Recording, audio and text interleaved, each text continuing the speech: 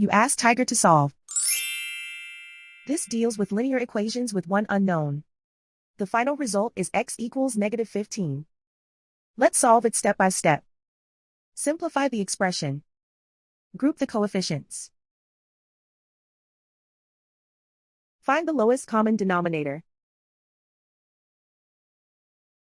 Multiply the denominators. Multiply the numerators. Combine the fractions. Combine the numerators. Find the greatest common factor of the numerator and denominator. Factor out and cancel the greatest common factor. Isolate the x. Multiply both sides by inverse fraction 3 over -1.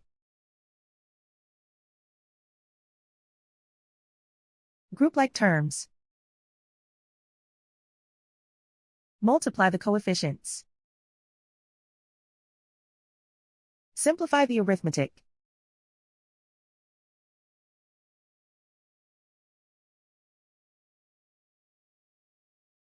And so the final result is x equals -15.